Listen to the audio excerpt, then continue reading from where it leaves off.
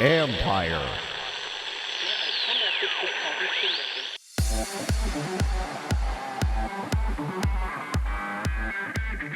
In a pandemic, where do you go for a good fight? This company was born out of necessity, where like Todd wanted this thing, and sparring is definitely it's probably one of the funnest parts of a boxing exercise, when you slap the mitts and you got these combos going on with your trainer. That's Jeff Morin, CEO and co-founder of Lightboxer, a modern setup to turn you into Rocky while you're in quarantine. This is the Future Sport Podcast. I'm Bram Weinstein.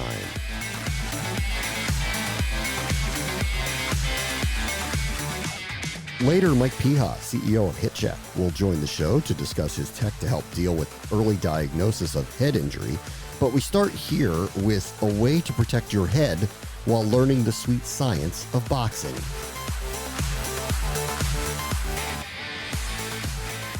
Well, we're all still stuck at home looking for a way to pass the time and stay in shape. And Jeff Morin, the CEO and co-founder of Lightboxer, has got something new and incredible. You got to believe it to see it. Hey, Jeff, how are you? Great. Glad to be here. Thanks for having me. I don't have a personal trainer teaching me how to box, and I think you've solved that problem. It's pretty cool. Can you kind of describe what Lightboxer is? Sure. Lightboxer is really a first of its kind connected fitness platform, and it merges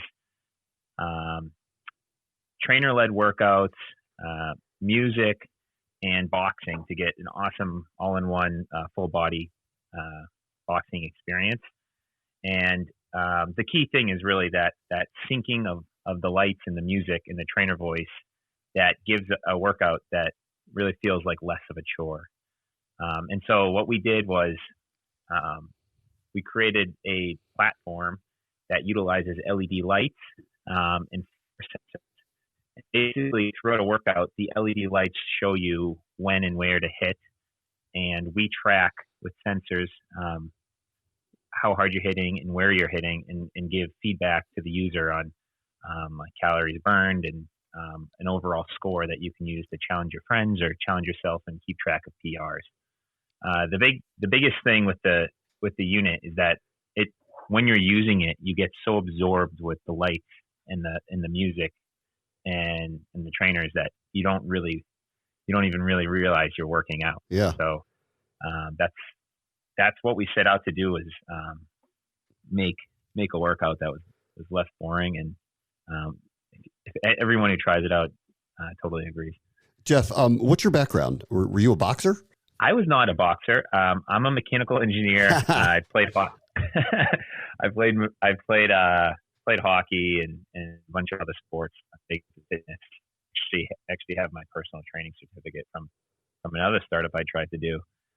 But my co-founder, Todd Degris, was taking boxing classes and loved it. He loved the sparring and the workout he got from it. And he tried to do it at home and just was totally missing like the fun of it, right? So when you're in the ring with your sparring partner, it's exhilarating, and he got home with a heavy bag and it was just so boring. Yeah. So he reached out to me through some MIT connections and said, "Hey Jeff, I think I have an idea for making boxing more interactive and syncing it with some music and stuff.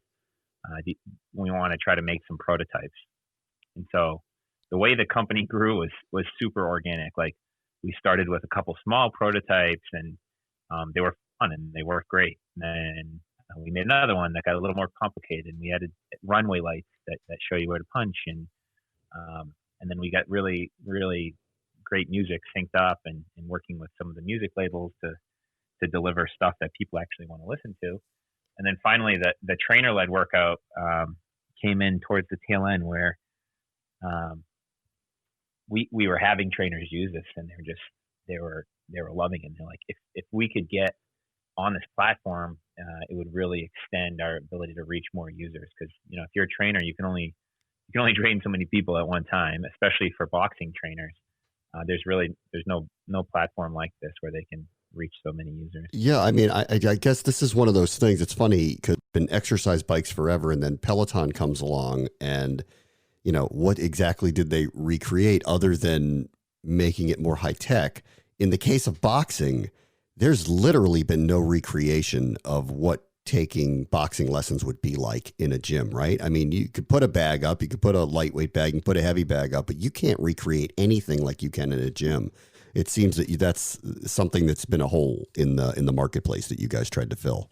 Yeah, and I totally agree. And going back to like the organic development, like this company was born out of necessity, where like Todd wanted this thing, and sparring is definitely like it's probably one of the funnest parts of a boxing exercise, when you slap the mitts and you get these combos going on with your trainer, and like going back to the Peloton and even other workouts that you see in this smart fitness realm. A lot of them are, they take stuff from the gym and then they're bringing it to the home with a screen with like a copy paste. And our platform is really built from the ground up. That's meant being own home. And so there's nothing else like it. If you look at it, you say, wow, that thing is crazy. And we definitely took some cues of, like for Peloton, like having this really nice looking bike. It's a status symbol in some people's homes. So like, our platform looks slick. It looks really cool. Todd always has said, like, we want to make something that looks like it could fit on, Alien versus Predator gym room or something, and it's super slick. It doesn't take up much space. And that was another thing. Like, as we were developing this product, we actually did start with a heavy bag and like wrapping electronics around something like that. And all our significant others were like, get this thing out of the living room. Like, this is not cool. Yeah. Did it work? Was it functional? Was the heavy bag that was geared up like that? Did it work? It did. It kind of worked. We had a lot of issues with reliability. Like, we were trying to like make something that was wrapping around a curve, and like electronics are not meant to be punched, right? Yeah. So we definitely had a lot of issues with reliability, and so that, and the fact that the heavy bag, I don't know if you ever punched a heavy bag, you like put 300 pounds of water or sand into it, which is a pain, but also like you put all this weight in there and it still bounces around. You can punch and kick a heavy bag and it shakes the whole building. So the office where we develop a lot of the hardware has super thin walls, and one of our tests is we have a cabinet full of wine glasses, and we punch this thing, and if we can hear any of the wine glasses rattling, then we know something's wrong. But yeah, it's come a long way, and it's really, it is meant for the home or the apartment, and the heavy bags just didn't work. Those they belong in a gym environment, not in your house. In terms of the competitive side of it, obviously Peloton adds a competitive part of being part of their routines. A lot of gyms like Orange Theory have started doing this as well, where they're kind of asking you to get to a certain space. This is obviously, boxing is a heavy cardio workout. Have you added a competitive aspect to the technology? Yeah, so there's two main ways you can use the platform. There's quick play, where you can just punch to a song or punch real quick. I just want to get on it, and you can do this rapidly in succession, like do one song, and kind of build up like basically a playlist of quick burst workouts. Or you can go through a longer, like 15, 20, 30, 40 minute workout with a trainer. While we're doing all these workouts, we're tracking your punches and giving you a score. So you can send your score to like, you have people on a friends list, and you can challenge someone to a quick play, or you can see like leaderboards of how often your friends are working out, or and get comparative data. And for my favorite thing is like PRs. Like, you can also challenge yourself and see, how was I doing last week? How am I progressing through this thing? And that's it's all in there. And that's the whole motivation side of the systems, and all these smart fitness platforms. Really, they want you to use them. They want user engagement, and part of that is challenges. Like, if you play if you just shoot hoops by yourself, it's pretty boring. But as soon as you get 2 or 3 people involved, then it's a game and it's fun. So yeah, it's definitely a big part of our system. Is there anything particularly unique or advanced about the gloves that you use for this workout? The gloves, the only really unique thing about them is that they're like MMA hybrid gloves. So they like your fingers are accessible so that you can pick songs. You don't have to, or workouts with the gloves on. You don't have to take the gloves off the system. But there's no smarts in the gloves. All the smarts are in the actual hardware itself, the platform. Listen, I mean, this has been oddly, I hate this word, but it's been an opportunity with what's been going on in the world with the pandemic. I would imagine that this year probably has been a little different in terms of outreach because people are looking for things, right? I mean, everybody needs something at home. Yeah. I mean, for a lot of reasons, like just mental stability and like anxiety or, like punching, people like punching things. And so this is like a stress reliever. You have hit a sweet spot here. You've got the rage room and the workout all in one for everybody. And it seems like both are necessary right now. Yeah, it's definitely, we hit a nice sweet spot. And boxing, boutique boxing has also really been on the rise. It's, people realize like calorie burn per time, it's on the list of top workouts that you can do for exertion. So, yeah, we kind of hit it right, and we've been working on this for quite some time. We've been in stealth, and then like a few months ago is when we finally announced the company. So things kind of just we hit some good timing. You mentioned the gloves, which are kind of MMA ready. Do you see a next product that could involve training in MMA style? Yeah, I mean, we're getting tons of feedback from these trainers, and we have these world-class trainers that are on the platform, and they've been giving great feedback in terms of next gen products and how to make the system better. But right now, our main focus is the content on the platform. There's so many ways you can use this thing, and the cool thing about connected devices is that they can always be changing. Like this is something that I learned. I used to work at a 3D printer company, and we were able to send firmware updates to these printers and make them better. And users would wake up and be like, "Wow, this thing prints better." And so as we developed this system, we made it so that we could update the firmware on the hardware through the app and add capabilities over time. So we'll have like a laundry list of like modes and ways of using the hardware that we'll be pushing out over time. It's really cool. Jeff Morin is the CEO and co-founder of Lightboxer. Thanks, Jeff. Thanks a lot. Appreciate it. Thanks for having me. Up next, Mike Piha and his company HitCheck is helping the quest for early diagnosis for head injuries. This is the Future Sport Podcast. Support for this podcast comes from AT&T. 5G from AT&T is fast, reliable, secure, and nationwide. So, should you switch? Well, historically, those were the reasons new tech was adopted. Neanderthals saw that fire heated things fast and made their caves secure from rampaging woolly mammoths. The ancient Romans saw that the aqueducts were a reliable and fast way to transport water, so they stopped carrying water jugs on their backs and adopted them nationwide.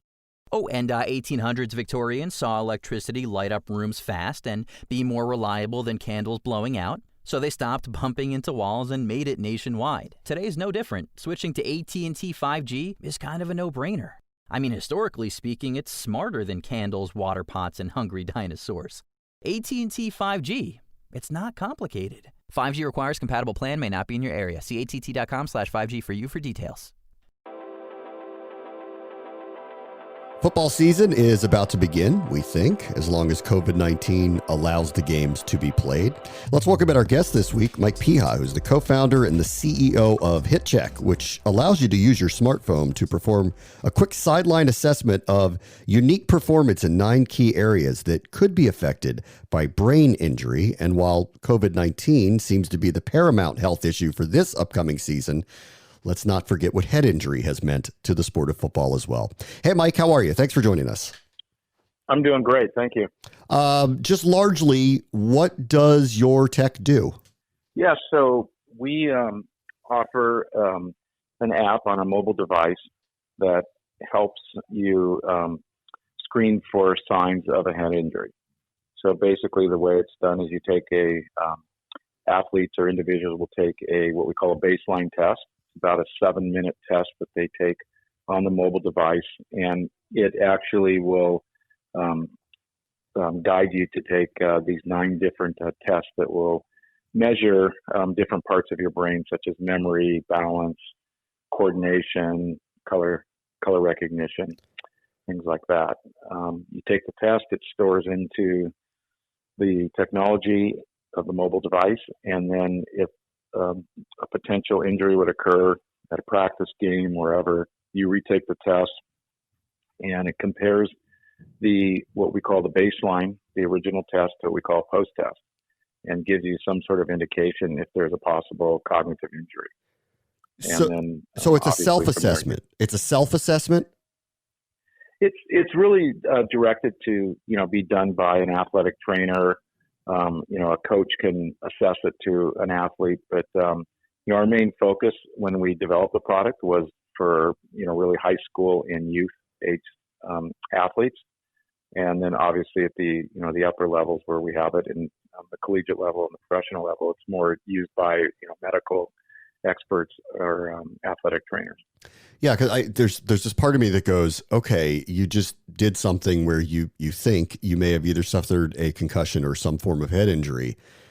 If you actually literally saw it, that there's something off here when you take this test, it almost sounds like it might be frightening to learn that about yourself in the moment.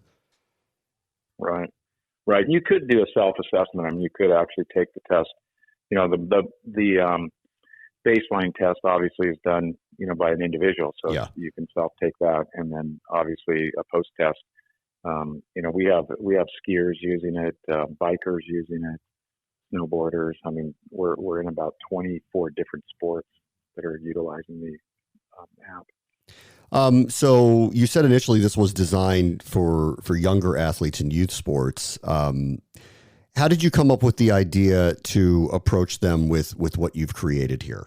Yeah, so my co-partner, Dr. Jake Benford, who is a sports medicine doctor, emergency room doctor, he had a stint with the San Francisco 49ers as a sideline team assistant doctor, Golden State Warriors D team down in Santa Cruz. He was their team doctor. So he actually came up with the concept just out of frustration that, number one, there wasn't anything available for really anybody under the age of 16 to do any type of cognitive assessment. And number two, what was available was very time consuming. You had to go into a classroom environment to take the test. You couldn't take it immediately. It wasn't available immediately. And it was also not very engaging, especially for, high school and youth down there. So that's where he came up with the concept.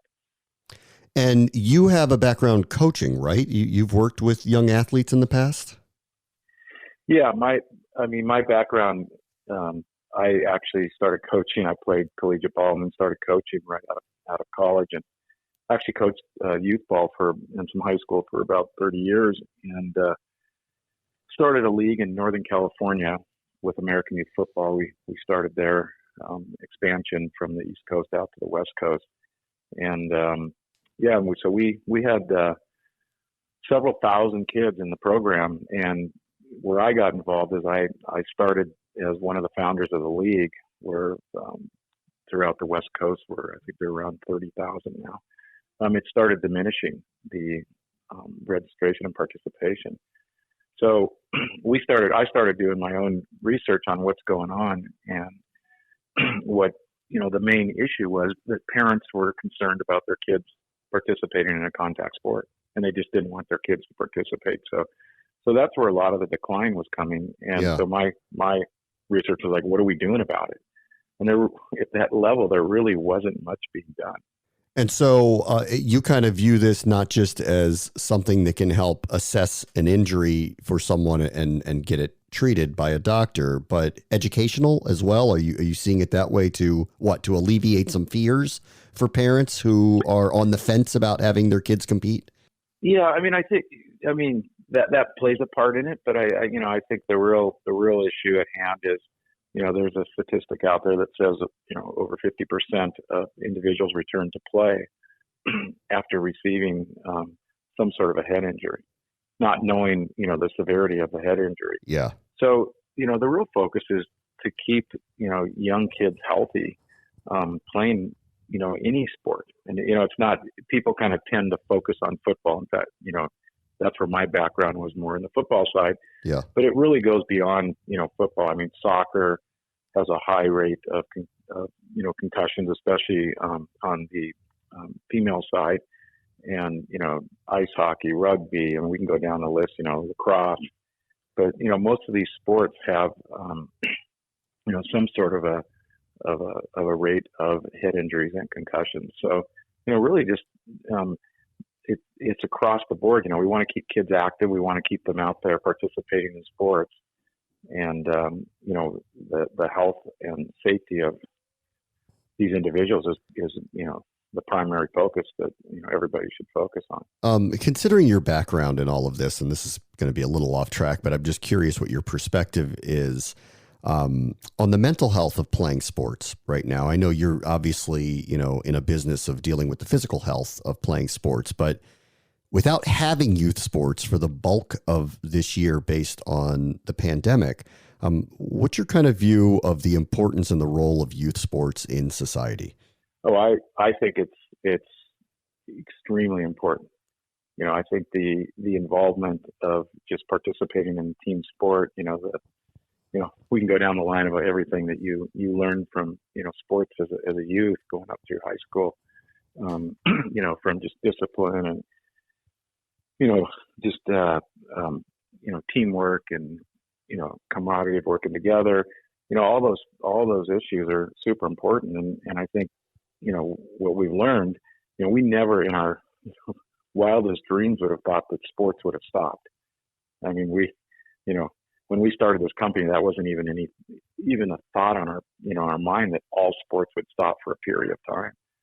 So, I think it's, I'm involved on a couple boards with some youth programs, and there's been a lot of controversy within the programs of, do we continue to play, do we not play because of the pandemic? And obviously the different states and different governments are making decisions for them, but there are some leagues that have decided to go ahead with it regardless. And what we're learning throughout the country, I think last that I checked, which was about a week ago, there were 37 states that were full go in both high school and youth sports. And, the other states were either postponing it and still deciding, or such as, California, were made a decision that they're going to start, postponing it until 2021, until January. So obviously the youth programs follow the high schools, and the high schools going to follow the colleges. So it's, it's the trickle down. Last thing before I let you go, I don't know if your company has transitioned or looked into trying to develop tests and technology to help with assessing COVID, but I'm sure what's going on in the marketplace with it as well. So have you all kind of transitioned to trying to find some solutions for people who want accurate testing in terms of the pandemic? And what are you seeing in the marketplace in sports tech when it comes to addressing COVID in sports? Yeah, so we're not focusing on that particular space. We believe, our product actually, lends to a social distancing protocol. So what we're seeing, and we're seeing, a growth in our sales right now in states that are actually playing sports, because they can actually baseline their athletes at home. So they basically give them instructions on what to do. The athletes take the test at home, the baseline test, then they show up to their practice or whatever, and they're ready to go. in the past, they would usually bring them, in a group. They would usually baseline in a group at the school or at the field and kind of take care of it. It would take some time to get that done. But, I think we really learned that we lend to a lot of social distancing of having them do that. So there's other products out there where you can do similar type screening, and you have to use a PC, and you have to be within almost a group setting. So I think that's kind of our solution and contribution to the COVID side. We're working with a couple companies right now that are actually, they're basically apps where you can. They're not testing apps where you actually test for it, but they're just they take temperature, so they'll check the temperature of the athlete, and you can check that within the app, and you can do different things to just make sure that they're cleared through different protocols. So it's been, it's really put a new thought process for, health and safety in all these leagues. And, a lot of youth leagues and high schools haven't really had to pay attention to that, the sanitary issues, checking temperatures, keeping the kids, social distance away. And so, like you said at the very beginning, that's kind of where the focus has been. And we can't forget concussions and head injuries as we go through all these sports. So I think it's actually given, a larger audience of, out there that are looking at the health of these athletes, and they're looking, not just at the COVID issues, but everything. And, do we have the right protocols in, for, concussion protocols? Do we have the right protocols in for, other types of injuries that could occur? So I think that's a positive that's coming out of everything. Mike Piha is the co-founder and the CEO of HitCheck. Thank you, Mike. I really appreciate it. Thanks a lot. Have a great day. On the next Future Sport podcast, modern content can end up in your feeds in a split second. I call it the content journey. So the moment the action is happening, taking the photo, transferring it to our tool, and making it accessible to the web team, the social team, even the players and their sponsors, so that the media can then move out to market and really proliferate, and so as many fans can see it as possible in real time. That's Andrew Fingerman, CEO of Photo Shelter. He and Tyler Steinhardt from the Premier Lacrosse League discuss engagement in the modern world. That'll do it for this episode. As always, the future is now. This is the Future Sport Podcast. I'm Bram Weinstein. The Future Sport Podcast is brought to you by 3 Advanced, developers of sports tech apps that are AI-powered and UX-focused. So if you're looking to create some apps for your startup or your sports biz calls for some artificial or business intelligence, you should check out 3 Advanced. They're incredible. Go to 3advance.com. That's the number 3advance.com.